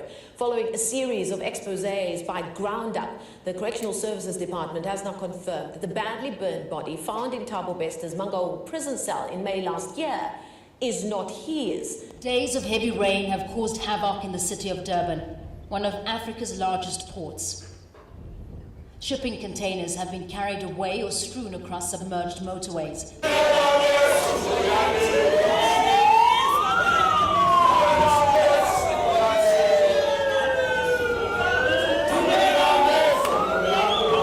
Senzo murder trial does continue today.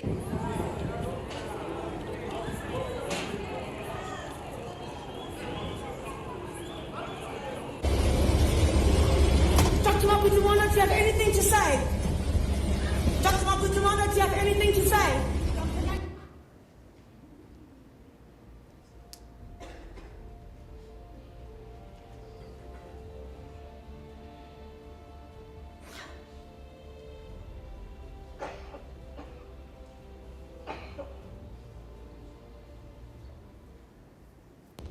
Ngisabsanje ngivunyelwe khona ngihlulekile ukugibela labehluza khona.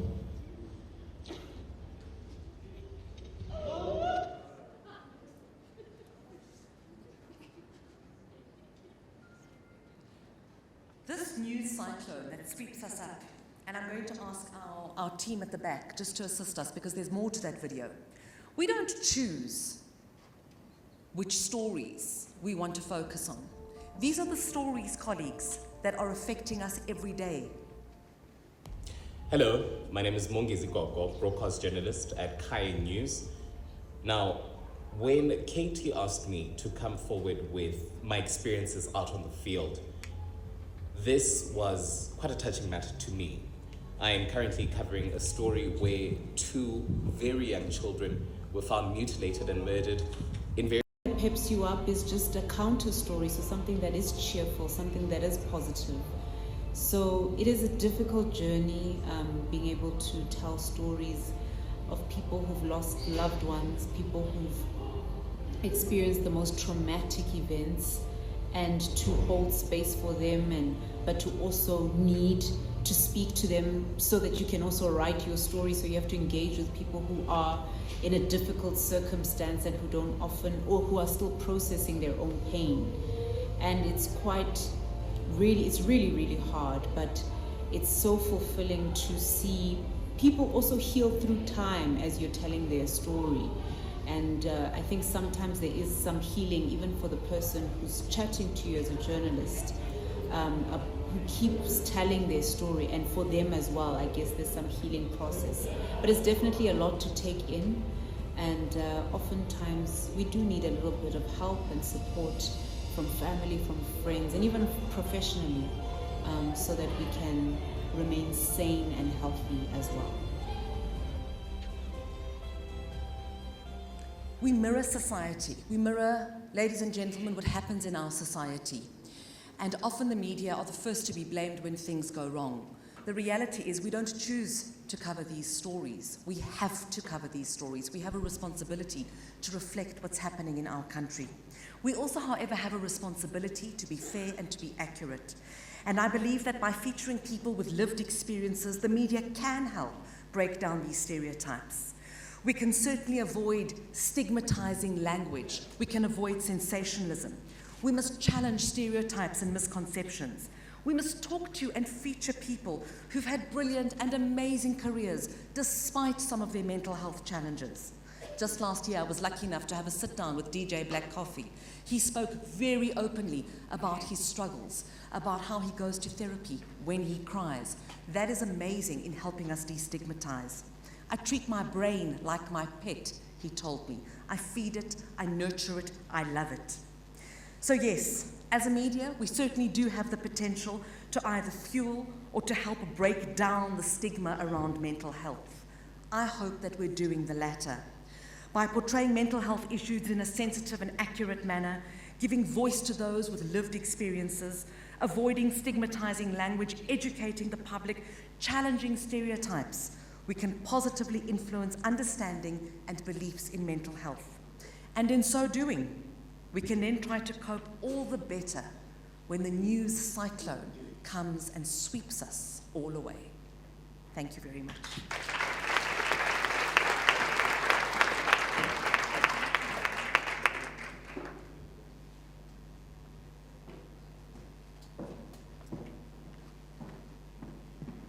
Thank you, Katie. Another round of applause for Katie, please. I'm amazed, in 15 minutes you've touched everyone's hearts. Hearing from journalists themselves, what they go through. But I think the essence or the critical point for me, Katie, is really the voice of the lived experience. I think you cannot overestimate that people actually have feelings, and learning from what they experience. We've had people share their experience yesterday morning, and I know each and every one of you who would have heard Christine speak. It should remind us, and it should not deter us from our mission. We need to learn that if people have been traumatized, we need to do things differently. And we all have a responsibility to make sure that we get to see that difference. Thank you. The role of the media and how it can shape the story around mental health. takes us to our next speaker, Professor Leslie Robertson, who is the head of psychiatry in Sedibeng District, specialist mental health team, and she's also professor in the Department of Psychiatry at Wits University. Prof. Robertson, she will address us on what it means to think about mental health in context. Thank you.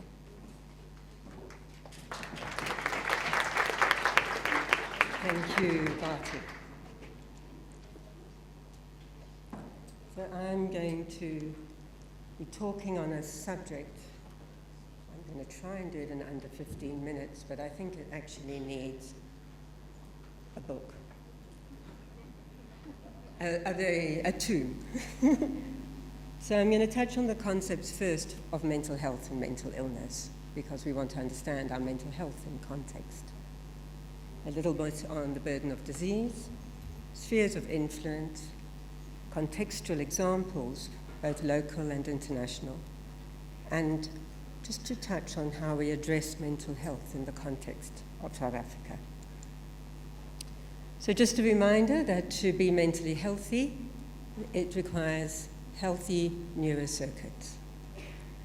I know we like to talk in very nice terms. I am a doctor and have a tendency to go to the biology.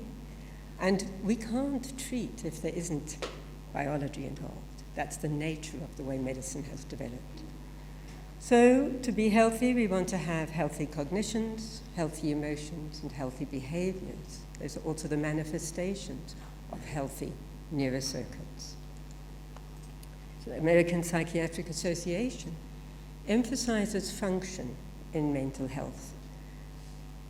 We've talked about being productive, about having healthy relationships, but very, very importantly, looking at Katie's presentation, the ability to adapt, to change, to cope with adversity is a sign of mental health. Signs of mental illness are often subjective, feelings of distress. That's the manifestation of a disturbance in the way we think, how we feel, or how we behave. And it often manifests in our impaired functioning, so we're looking at disability in our social, occupational, or leisure functioning. And it's this very manifestation of mental illness that creates stigma. Because instead of reaching out, offering the person a wheelchair, as you would to somebody who can't walk, whether it's permanent or temporary, we ostracize. That behavior is not tolerable. It's not acceptable. Get out. Including get out of my clinic. So the staging model, this is a staging model proposed in the Lancet Global Mental Health Commission and Sustainable Development. I think it's a really, really useful model. I'm primarily a primary care doctor, actually, and actually before that a mom. And before that I was a wife, or am still. But this speaks to me. But what I'm concerned about, so if you have a look carefully, this is referring to 3 syndromes: anxiety, mood, and psychosis syndromes. And at the top is our state of wellness. We're functional, we're healthy, we're happy. We dip down sometimes, we lose energy, we're amotivated, our mood drops. Some of us dip down a little bit more. I think the judge who gave, what's it, Section 174 discharges just recently, and she said, I know that South Africans will be dejected at this judgment. For some of us, it's dejection. Others who have a predisposition, that can trigger a psychotic relapse. And I'm not joking. We recently had a patient tell us how he went floridly psychotic. He abandoned his vehicle, he just walked for miles after hearing that Des van Rooyen was made finance minister.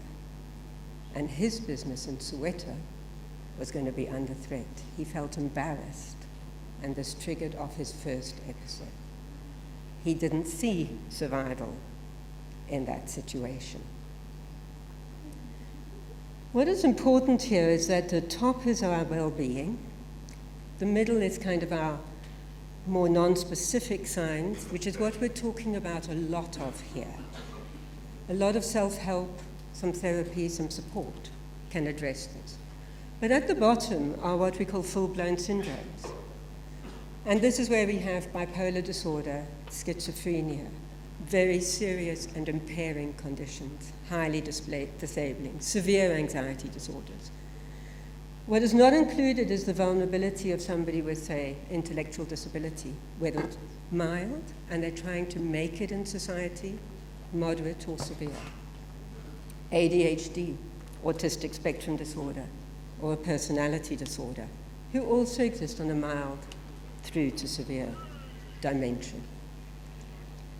So the global burden of disease data makes very interesting reading, I find it quite stimulating, and sometimes it can be quite addictive.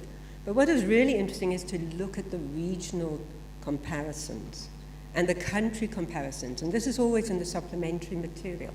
And you can really go and see where is our data lacking and what are we doing, and what is serious in our country.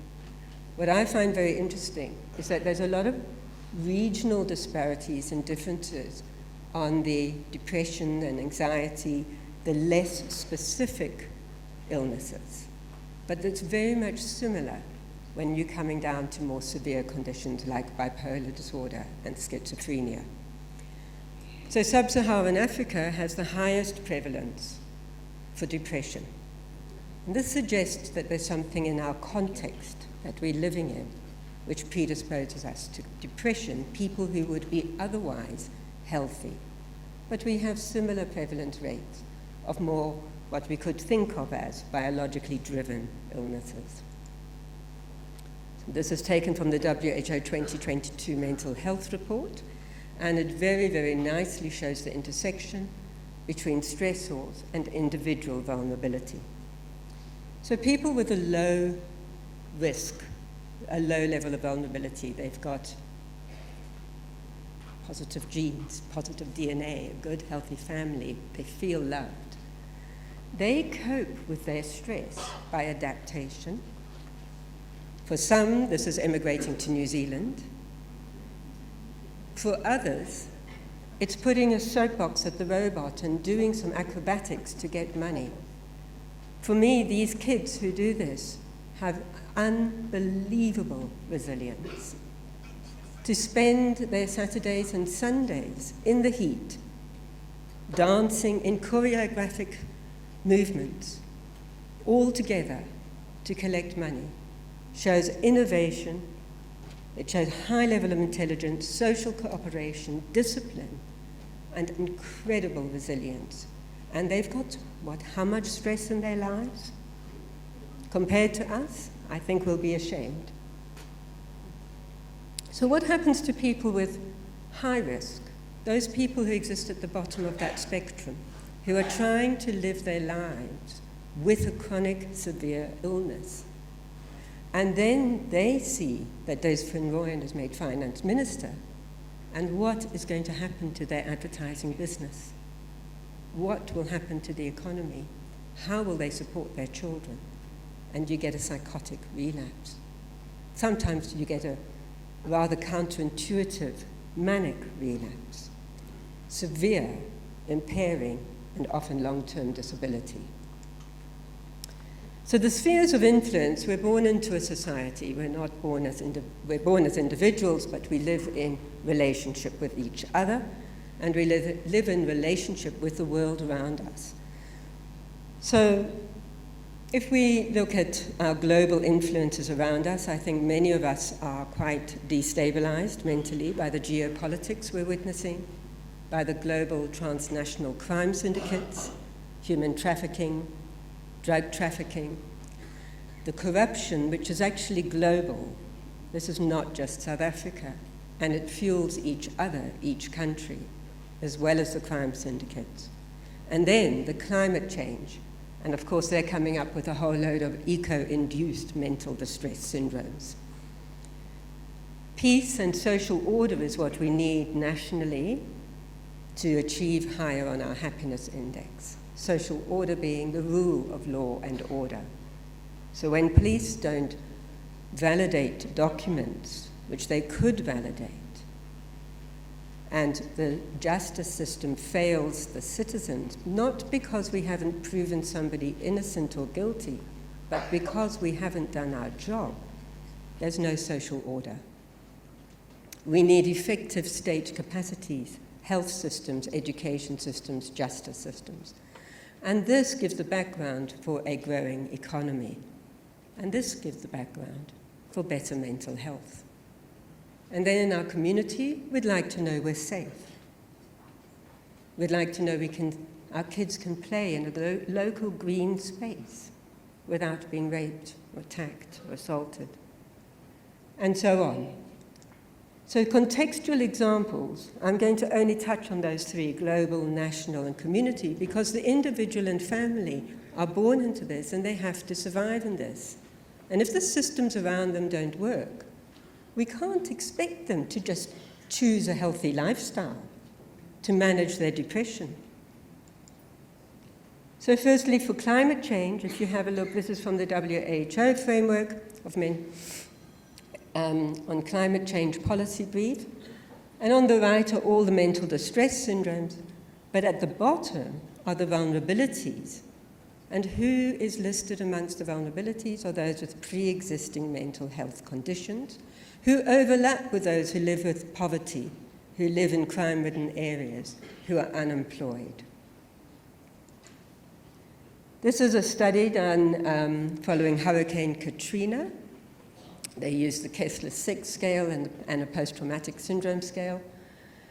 And what they found is after Hurricane Katrina, you had a significant rise in post-traumatic stress syndrome was new in over 40% of the respondents, but you had a rise in psychological distress, both mild to moderate, which is the small dotted line, and severe, serious mental illness, which is the dashed line at the bottom. And 12 years later, that hasn't gone back to what it was before the hurricane. Now that bottom line, which would gone from 6% to 10.7%, are the kind of people who might need to access, or who would need to access something in the healthcare system to help them to get back to where they were. What have we done in KZN with our floods? What's happened to those people who now have more severe illness? When we look at our human rights situation, and I'm afraid the Human Rights Watch report for 2023 is damning and not pleasant reading. But what I'd like you to think about is when we feel vulnerable, our rights are being assaulted, or you feel that you can't speak up, what does it feel like to somebody who's got a neurodevelopmental condition, who can't control their impulsivity, or who battles to concentrate, or is prone to delusional thinking? The CRPD report on South Africa for 2018 highlights the psychosocial disability issues. People who cannot access health care, not just mental, but physical as well. So they've described 4 positive aspects on South Africa on the front page. There are then 13 pages of principal areas of concern and recommendations, and 28 comments on the needs of people with psychosocial disability, and recommendations regarding our legislation and policy. So it's not as rights-based as we would like. So the context of our mental health systems, this is the study done by Dokret et al., which most of you would be familiar with, and nationally they found we actually spend quite a lot. We spend 5% of our budget on mental health care, our healthcare budget. 50% is on specialized hospitals, which is the vast majority on the left, and other specialized hospitals, which in Gauteng would be somewhere like Cullinan Care Center, rehab centers, standalone institutional centers. The other 50% goes on the general health setting. Now in Gauteng, I've studied this quite thoroughly, 65% of the budget goes on specialized hospitals and other specialized hospitals. 15% goes on the tertiary and central hospitals, and the rest, 20%, is divided between district and regional hospitals, which provide 50% of the admissions for mental illness, and 8% from primary health care, which provides over 80% of the outpatient care. So an analysis of the psychotropic medicines that we use in Gauteng on our database shows that 94% of medicines for mental and neurological disorders, 94% of the individual doses, are procured for use in the general health setting. 60% in PHC, which only gets 8% of the budget. So this is integration. These are media photographs that are on the internet. This is integration. This is the context of integration in our health system.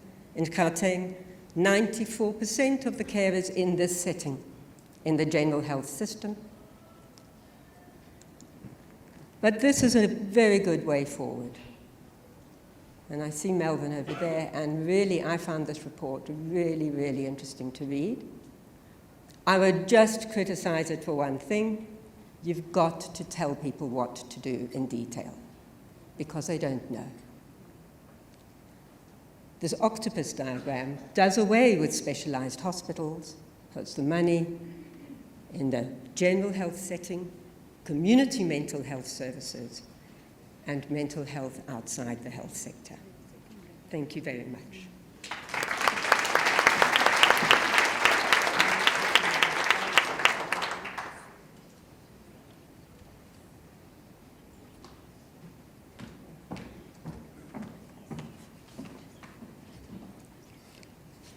Lots of information, lots of reality. Thank you, Prof. Robertson. Yeah, I'm actually so tempted to talk about key points. You know, you raise valid issues around human rights. And what came out of that diagram for me was what goes beyond